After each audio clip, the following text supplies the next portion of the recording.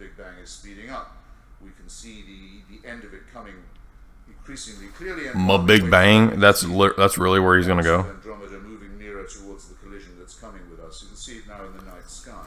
This is the object of a design, you think? What kind of designer in that case? To say that this must have an origin, and now we know how it's going to end. Uh-oh. Why ask why there's something rather than nothing when you can see the nothingness coming? Only replaces the question. Faith is of no use in deciding it. And that's on. You can see the nothingness coming.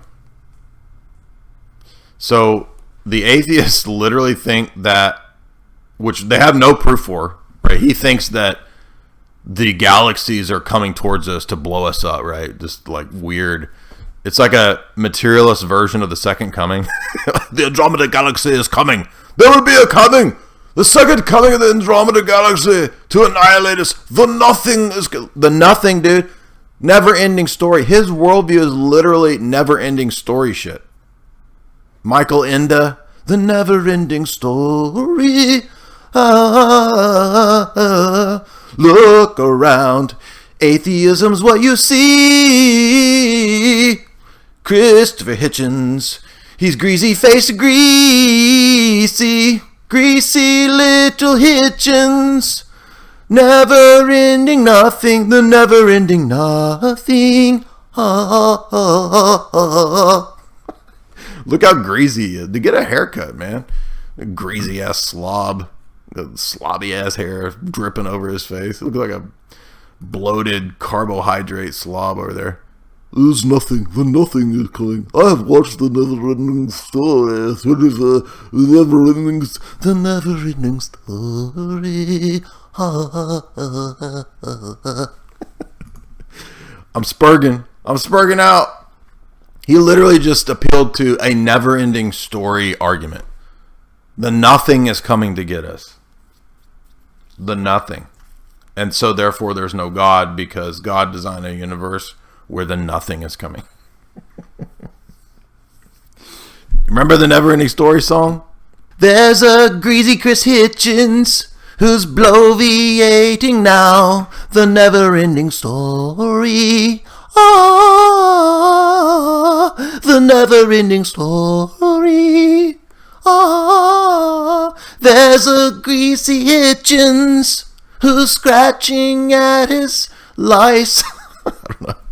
It just looks so gross there. Branches of it, the Cro-Magnons.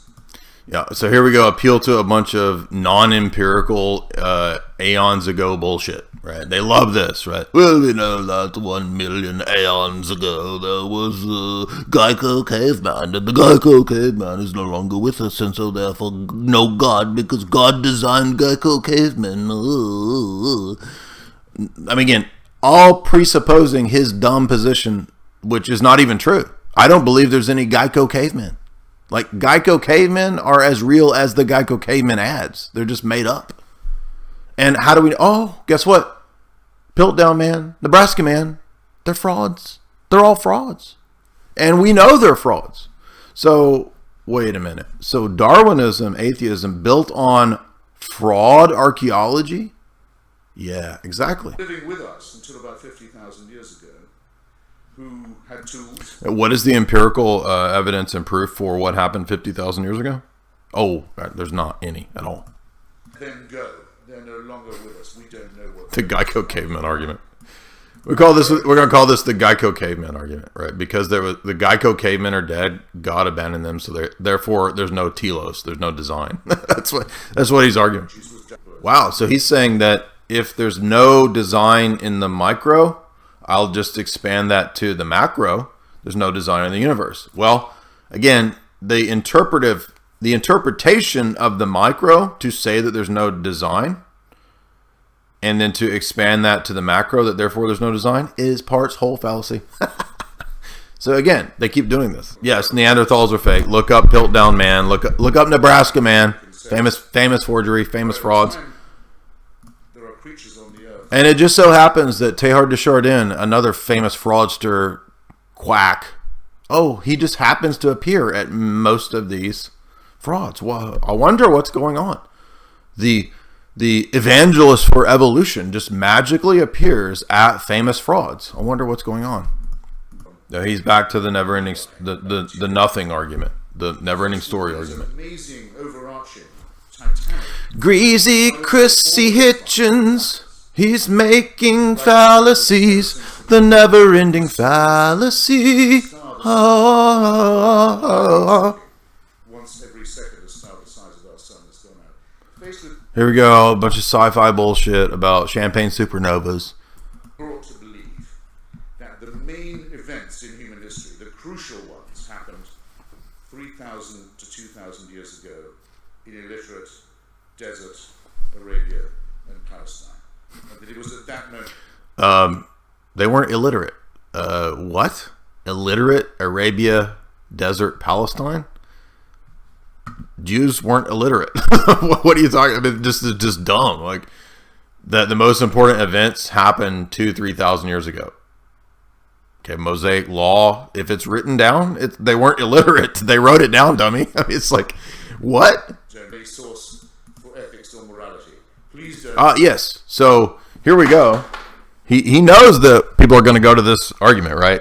That he doesn't have a basis or no. He notice what he said there. A source. Source. Well, I'm sure he thinks he's the source for his ethics and morality, right? His humanitarian, humanist reasoning, which of course is nothing. It all falls apart. Has no basis. So this is an important point that we've seen atheists do all the time. And they do it in the Discord too. When they come to the Discord, they do the exact same thing. They confuse a story with giving an account for. Pay attention to that. Giving an account for something in an epistemic justificatory sense is not the same thing as you telling a story. Because this is what the atheists always do. They say, oh, how do you give an account for morals? They think that means tell me a story about how morals evolved. No, dude. Not asking for a story. I don't care about your psychological processes. I don't care about your the story that you think accounts for morals evolving. I want you to give an account in terms of epistemology of your belief, a justified true belief in morals. Two totally different things, and literally 99.9% of the atheists make this stupid move to say, oh, my account for morals is that we just evolved to adopt these agreed upon principles for survival. That is not an epistemological account. That is a story. That is not what I asked for. I asked for an account, and you can't do that. So he just did the same thing, because I guarantee you what he's going to say is, we're not asking you for your source of morals. He says that I have no source for morals. How dare you ask? How dare you say I have no source for morals? No, not a source, an account. Justified true belief account. Pile the insulting onto the irrational and tell me that if I don't accept these sacrifices. Well, by the way, what's wrong with being insulting? I mean, you're an atheist. There's nothing wrong with being insulting. So you may not like it, but we don't care what you like and don't like. Right? Imagine a Christian coming to this debate and saying, I don't like you. I don't like your arguments. What would an atheist say? We don't care. Get out of here. Nobody gives a shit what you like or dislike. That's not an argument. By the way, this rhetorical thing about being from the desert, what does that have to do with anything? Like, I mean, I could if I wanted to be a woke SJW, I could be like, oh, anti-Arab, right? I could read that as an anti-Arab thing, right? Which he would like cower from. Oh, no, I'm not trying to be anti-Arab. Which, again, there's nothing wrong or right. There's nothing good or bad. So it's literally all rhetoric. Then I'll have to. What's happening? Is he short-circuiting? The repulsive tactic of suicideBombing. Do we all see the problem here? How dumb this is. Nobody cares what you personally find repulsive, dude. It has nothing to do with what's true or false or what's wrong or right. Okay, so you're at a debate. Debates presuppose logic, argumentation. You can't commit fallacies in debates. I mean, I don't know how. It's not that difficult. If I come to the chessboard and I put my checkers pieces down on the chessboard and I take my checker piece and I say, I knock over your king and I say, ha ha, I won. I won the game of chess because my checker piece knocked over your king. Everybody would be like, you're insane. You're not playing chess. There's no rules, dude. What? That's what they're doing in a debate. That's the equivalent of the atheist debate, is a crazy man, slow boy, bringing his checker pieces to the chessboard and like throwing them at the chessboard, right? And then when the checker pieces knock over the king and the queen, he declares victory. And you're like, you're not even playing the game. You're doing something else. Like you're acting like a Spurgatron, right? And then they're like, there's no rules, there's no laws, and I just beat you at the game that has rules and laws. That's what the atheist is doing. The atheist is literally saying, there's no rules and no laws, and let me use the rules and laws to show you there's no rules and laws, and I won. That's how dumb this is. Atheists are like beautiful slow boys that are playing chess or checkers, and they smash the board and the pieces fly everywhere, and then claim that they won. That's literally what every atheist debate is. To me, that's literally what I see. That's all I see. I see slow boys like just smashing checkerboards and chessboards and like screaming, screeching, squelching about how they won. That's what they did. That's all they have. That's what these people are doing. And they're all the same. Every one of the debates is the same. This debate has not changed. This dumb debate has not changed since the 1700s. Oh, I'm getting like Alex level like mad about how dumb this is. Imagine the same stupid ass debate for 400 years. It goes back to 1600s, dude. And the arguments of this, they were debating that telos doesn't exist in the Enlightenment. It's the same dumbass debate. It's not even a debate. It's like I'm hearing two car salesmen selling the same pieces of crap cars for the 1,000th time. And it's like, people are like, do you ever hear really strong, challenging atheist arguments? And I'm like, have you ever heard a used car salesman give you a really good line about why you need to buy that piece of crap? No. Because it's always the same. They're literally limited to like the same, it's almost like a handful. Like I could literally right now just write up like an algorithm. I mean, I can't, but somebody should make one of those generators, like the atheist argument generator, because they're all the same. There's only 5 of them. It's like 5: emotional appeal, parts whole fallacy, appeal to antiquity, appeal to Mamin God. That's about it. They're all about that. And treaty. Meanwhile, in Russia, the authoritarian, chauvinistic, expansionist. What? Russia's authoritarian, chauvinist, expansionist government? Are you serious? Is this guy just a front for British intelligence? He literally ties in like Putin to this argument. Like, what? By the way, what is wrong with misogyny and chauvinism in your dumb atheist paradigm? I mean, that dude. What? This is like the most cucky social justice terrible presentation I've ever heard. Vladimir Putin is increasingly decked in clerical garb. Oh, so now the Russian Orthodox Church. Oh, he's thrown that in there. Well, at least as an atheist, Luciferian idiot, I'll give him credit for figuring out who his actual enemies are, right? So at least he perceives that the Russian Orthodox Church is actually like one of the things that is the big problem here for him. Exactly. So he gets 1 point for being that perceptive to throw in some Russia-gate nonsense, which, what was it, 2010? Wow. So he was like way ahead of the game. probably repeating. I more think that this is probably like, is he at Oxford or Cambridge? Is that where this debate is? I don't know. No, it was Notre Dame. Might as well be. It's all the same. Western power structure gibberish nonsense. By the Russian Orthodox Church with its traditional allegiance to Tsarism. There you go. Rokor. He went to the Russian church. I'll close on this.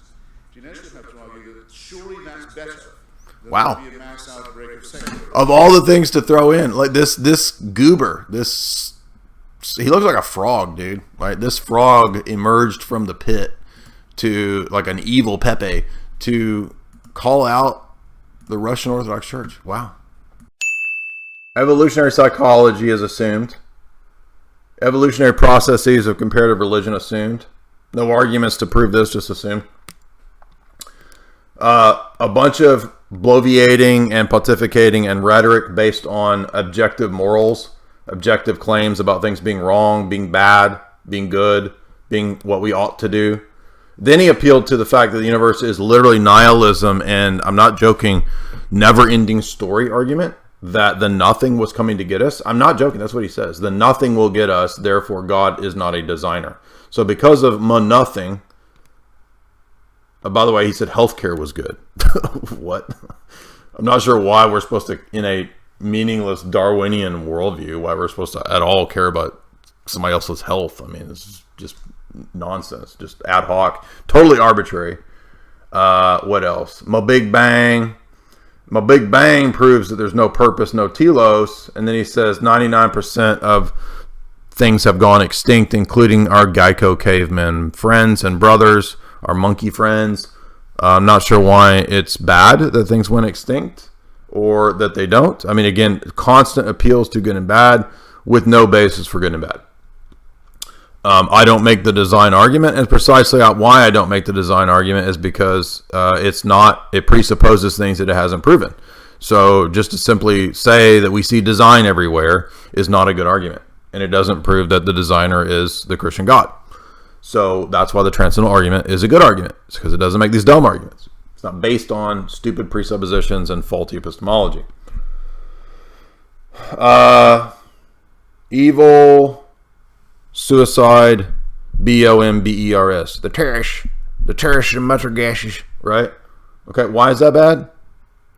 I don't have any basis at all on your worldview to think anything's bad. And your argument is that religion equals suicide, bombers, therefore bad. Okay, that was not a good argument. And then, Rokor and chauvinism and toxic masculinity. Literally, that was what he argued. Rokor, chauvinism, I mean, talk about like weak sauce cuckery, dude. This is the lamest argument I've ever heard from these people. This was as bad as, it was almost like just pure political rhetoric, not even a debate.